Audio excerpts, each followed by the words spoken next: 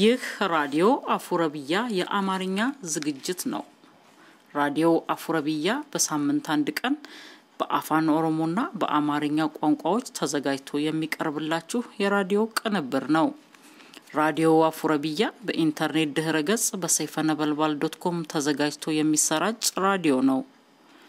ራዲዮ አፉረቢያ በአፍሪካ ቀንድና በኦሮሚያ የኢኮኖሚ የፖለቲካና የማህበራዊ እንቅስቃሴዎች ላይ የሚያተኩር የራዲዮ ስርጭት ነው።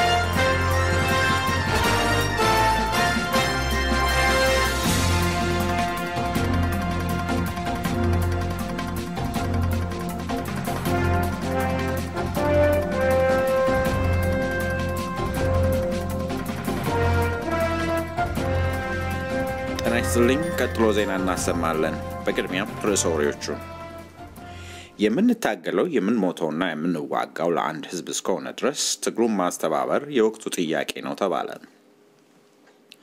የኦሮሞ የገዳ ሪፐብሊክ የኦሮሞ ህዝብ የራሱ መንግስት የነበረው ህዝብ እንደሆነ ተገለጠ። ጠቅላይ ሚኒስትር መለስ ዜናዊ የአጼ ዮሐንስን ፈለግ እየተከተሉ መሆኑ ታወቀ። ሃይማኖትን በግድ ማስተማር አዲሱ የወያኔ ሃይማኖት ተቀባይነት አላገኘም። ግንቦት 20 በንጹሃን ደም የጨቀየው የወያኔዎች ታሪክ ጅማሬ። ዜናው በዝርዝር የምንታገለው የምንሞተውና የምንዋጋው ለአንድ ህዝብ ነው። የምናሰልፈው ኃይል ከአንድ ህዝብ የወጣ ነው። የምንጠቀመው የአንድ ህዝብ ሀብት ነው። ብዙ ስንሆን ይህን መሻማታችን የሚታወቅ ነው። በመሆኑም አንድ ሆነን በጋራ ለአንድ ዓላማ ለመሰለፍ የጋራ ግንባር መፍጠር አለብን። ይህን የገለጹት የኦነግ ሊቀመንበር የሆኑት አቶ ዱጋሳ በከኮ ሲሆኑ በተለይም የኦሮሞ የነጻነት ትግል የገጠመውን ከፍተኛ እንቅፋት ሲገልጡ በተለይ በዘመነ ደርግ ከኦሮሞ ህዝብ ከተመለመሉና ምንንም ሳያውቁ ከኦነግ ሰራዊት ጋር ፊት ለፊት እንዲጋፈጡ ከተላኩት ጋር መዋጋት መሆኑን ገልጠው ነው ትግሉ ትልቁ የትግል እንቅፋት ያሉት። ትልቅ ድል ነው ያሉትን ደግሞ ሲገልጡ ዛሬ የኦሮሞ ህዝብ በፖለቲካው መስክ ከፍተኛ የእድገት ደረጃ ላይ መድረሱንና የቀረው ነጻነቱን መቀዳጀት መሆኑን ያስምረውበት ድንበሩ ሀገሩንና ማንነቱን በተገቢው መንገድ ባወቀበት ባሁኑ ሁኔታ ነጻነት ቢጎድለው እንኳን ህዝባችን በአስተማማኝ ሁኔታ ላይ ነው የሚገኘው በማለት ይገልጣሉ። በሽግግር መንግስቱ ውስጥ የነበረውን የኦነግን ተሳትፎ ሲገልጡ የተገኘው ድል እጅግ ጠቃሚ መሆኑን ህዝቡ መሃል ተገብቶ የተሰራው ስራ ለወደፊቱም ይሁን አሁን ላለንበት ሁኔታ ወሳኝ ነው ሲሉ ይመሰክራሉ። የኦነግ ሰራዊት ወደ ካምፕ የገባው በመላው የድርጅቱ አመራር ምክክር ነው ያሉት ቡሩጋሳ በዚህ ጉዳይ ላይ ማንንም የሚወቀስበት ወይም የሚከሰስበት ሁኔታ የለም ሲሉ ያመለክታሉ። ገና ኦነግ በድርጅትነት ሲቋቋም ነበር ወደ ድርጅቱ የተቀላቀሉት። ገና በአፍላ የወጣትነት ዘመን ድርጅቱን በተለያዩ ደረጃዎች የድርጅቱ አመራር አካል በመሆን አገልግሏል። ድርጅቱ በከተሞች አካባቢ ያደረገ የነበረው ድርጅታዊ ስራ ፈታኝ ወቅት ላይ በደረሰበት ወቅትና ደርግ ግድያና ስርዓቱን ባጧጧፈበት ወቅት የሞቀ ኑሯቸውን ጥለው በረሃ ከገቡት የኦሮሞ ነጻነት ታጋዮች መካከል አንዱ ናቸው። የራዲዮ አፉረቢያ እንግዳ በመሆን ለሁለት ተከታታይ ሳምንታት ያወጉን ሌላኛው የኦነግ አንጃ መሪ ኦቦ ዱጋሳ በከኮ የራዲዮ አፉረቢያ ቀዳሚ ጥያቄ የነበረው በእርሳቸው የሚመራውን የኦነግ እንቅስቃሴ የተመለከተ ነበር።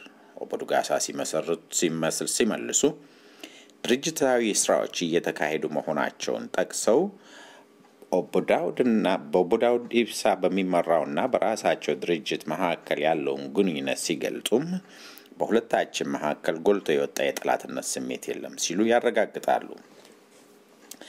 በአጠቃላይ የኦሮሞ የነጻነት ኃይሎች መካከል አንድነት አስፈላጊ ነው ያሉት ኦቦ ዱጋሳ ሁላችንም የምንታገለው ለአንድ ህዝብ እስከሆነ ድረስ የነጻነት የጋራ ትግሉን አስተባብሮ መነሳት ወሳኝ ነው ይላሉ። አያይዘውም የምንዋጋው ለአንድ ህዝብ ነው። የትግሉ ኃይል ከአንድ ህዝብ የወጣ ነው። በርካታ ሆነን በተበታተነ ኃይል ስንሰለፍ ይህን መሻማታችን የሚታወስ ነው። በመሃላችን ያለውን ጥቃቅን ልዩነቶችን ፈተን ለአንድ ህዝብ ለአንድ ዓላማ በጋራ ብንሰለፍ እጅግ ጠቃሚ ነው ሲሉ ያሰምሩበታል። በመጨረሻም የህዝብ የነጻነት ጥያቄ አያረጅም ያሉት ኦቦ ዱጋሳ በከኮ ነጻነት ሁሌም አዲስ ነው ሲሉ ያስገነዝባሉ። የኦሮሞ የገዳ ሪፐብሊክ የኦሮሞ ህዝብ ከምኒልክ ወረራ ደግማለሁ የኦሮሞ ህዝብ በምኒልክ ወረራ ኃይል በቀኝ ግዛት ከመያዙ በፊት የራሱ መንግስት የነበረው ህዝብ እንደነበር ተገለጠ። በወሎ ውስጥ 6 የኦሮሞ አስተዳደሮች ነበሩ። በግቤ በኩል 5፣ በወለጋ 3፣ በአጠቃላይ 14 የገዳ ሪፐብሊኮች ነበሩ። ከምኒልክ ዘመን በፊት ሁሉም የየራሱ ስቴት የነበረው በማንም የማይገዛ በማንም የማይጨቆነው የኦሮሞ ህዝብ በአውሮፓ ገና ዲሞክራሲ የሚባል ቃል ሳይታወቅ የኦሮሞ ህዝብ በየ8 ዓመቱ የየራሱ መሪዎች የሚመርጥ የራሱን ህግ የሚያረቅ ህዝብ ነበር። ዲሞክራሲም ባህሉ ነበር ሲሉ ነበር ያስገነዘቡት። በማንም ሳይጨቆን ሳይገዛ የኖረው የኦሮሞ ህዝብ በአፍሪካ ቀንድ ኃይል በነበረባቸው ዘመናት የኃይሉ ምንጭ የነበረው ዲሞክራሲያዊ የሆነው አስተዳደሩ እንደሆነ ያመለክታሉ። ከአንደኛውና ከሁለተኛው የዓለም ጦርነቶች በኋላ ይህ የሰው ልጆችን መብት የማክበር ጉዳይ አጽንኦት እየተሰጠው መጥቶ ነው በአውሮፓ ስለ ዲሞክራሲ ማሰብ የተጀመረው። የሳይንስና ቴክኖሎጂ እድገት፣ የኢንዱስትሪ መስፋፋትና የኢኮኖሚ እድገት፣ የትምህርት መስፋፋትና የባህል እድገት የሰብአዊ መብቶችንና ዲሞክራሲን እንዲያስፋፉ በር ከፍቷል። በዛሬቷ አፍሪካ ያለውን የሀገሮች ድንበር በአውሮፓ ቅኝ ገዢዎች ወረቀት ላይ እንደተሰመረ የገለጡት ፕሮፌሰር መሐመድ አሁን ያለው የአፍሪካ ችግር ድንበር ሳይሆን ስርዓቱ ነው በማለት ነጻነታቸውን ከተቀዳጁ በኋላም በዚያው በነበረው መቀጠል እንጂ የነበረውን ስርዓት ለመቀየር ጥረት አለመታየቱን ይገልጣሉ። እድሉን ቢያገኝ ዲሞክራሲን ሊያሰፍን የሚችለው የኛ ህዝብ ነው። ምክንያቱም ዲሞክራሲ ለኦሮሞ ህዝብ ባህሉ እንጂ ገና ከሌሎች የሚማረው ጉዳይ አይደለም ያሉት ፕሮፌሰር መሐመድ ሐሰን ቀድሞ ወደ ነበረን ስርዓት መመለስ ለኛ አስቸጋሪ አይደለም ሲሉ ይገልጣሉ። ይህ ሁኔታዎችን ይቀይራል ያሉት ፕሮፌሰር መሐመድ ሐሰን የኦሮሞ የፖለቲካ አዝማሚያ ቢቀየር በአጭር ጊዜ ውስጥ ዲሞክራሲያዊ ስርዓት ገንብቶ ለሌሎች ምሳሌ እንደሚሆን ይገልጣሉ። በተለይም አሁን በኢትዮጵያ ያለው መንግስት ከኃይለ ሥላሴና ከደርግ መንግስት እጅግ በተሻለና በረቀቀ መልኩ የኦሮሞን ህዝብ አንድነት ለመናድ በግልጽና በስውር እየሰሩ መሆኑን አስረድተዋል። በሀገሪቷ ውስጥ አንድም ነፃ የሆነ የኦሮሞ የፖለቲካ ድርጅት የለም። ድርጅት ከፈረሰ ህዝብ ይበተናል። አዋቂዎች ወይም ምሁራን ከታሰሩ፣ አርቲስቶች ከተሰደዱ የባህል እድገት ይቀጭጫል። እነዚህ ሁሉ ወይ እስር ቤት ወይ ደግሞ በስደት ላይ ናቸው። የኦሮሞ ህዝብ ከምን ጊዜውም በከፋ መልኩ በሰቀቀን ውስጥ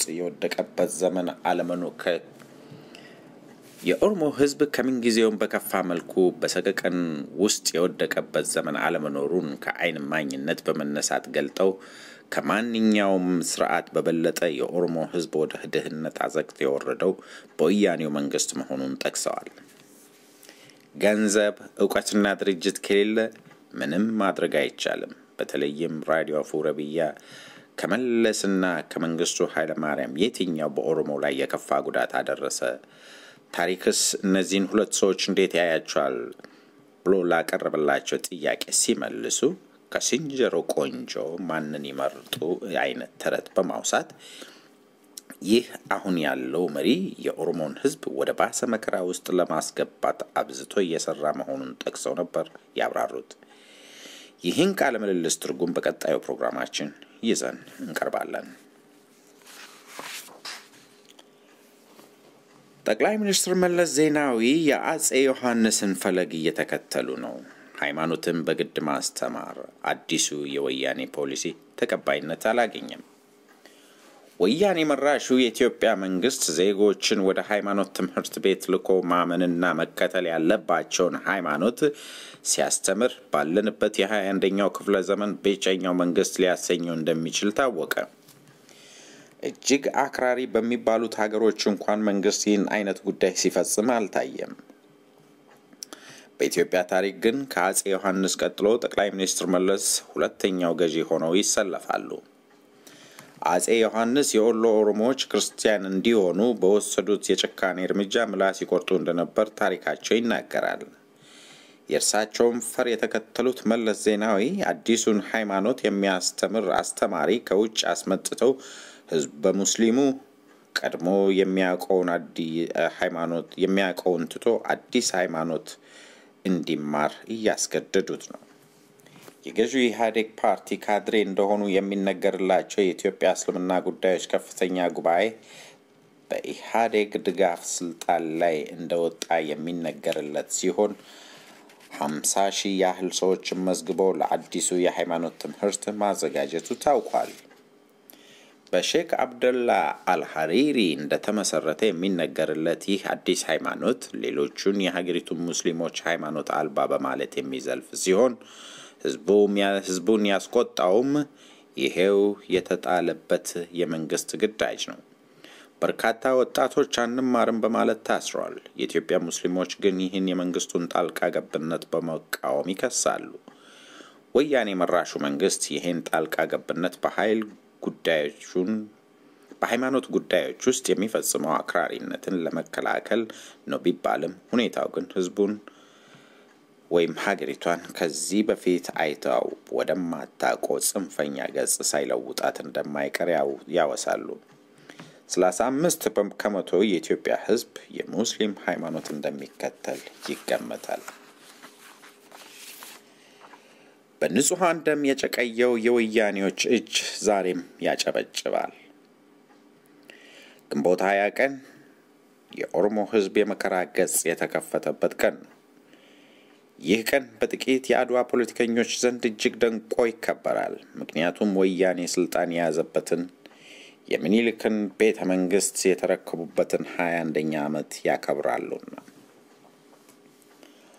ወያኔዎች የዛሬውን ቀን የሚያከብሩት አዳዲስ በገነቧቸው ሰፋፊ እስር ቤቶች ውስጥ ያጎሯቸውን በብዙ ሺህ የሚቆጠሩ የኦሮሞ እስረኞችን እየቆጠሩ ነው።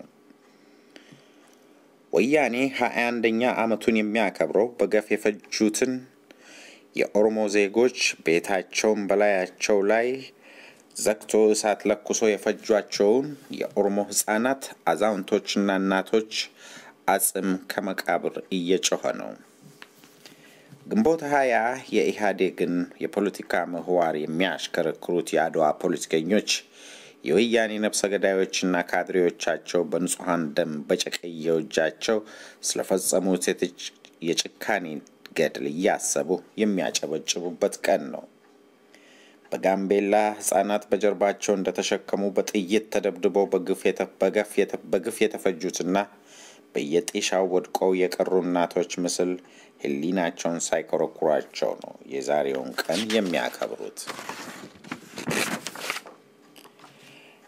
ኢህአዴግ 21ኛውን ዓመት የሚያከብረው አዲስ ያስመጣው የወያኔ ሃይማኖት በሙስሊሙ ማህበረሰብ ውስጥ ስር ሰዶ የኢትዮጵያ ሙስሊሞች ሁሉ ከወያኔ ጎን ተሰልፈው ሁሉም የአገሪቷ ህዝብ ወያኔ ሆኖ ለወያኔ የሚያገለግልበትን መጪውን ዘመን በህልም እያሰቡ ነው። ሁሉም የኢትዮጵያ ህዝቦች መሬት አልባ ሆነው በድህነት አረንቋ ተዘፍቀው ለዕለት ጉርሳቸው የወያኔን የልመና ስንዴ እየተሰፈረላቸው የሚኖሩበትን ዘመን እያሰበ ነው በዓሉን በቅዠት የሚያከብረው።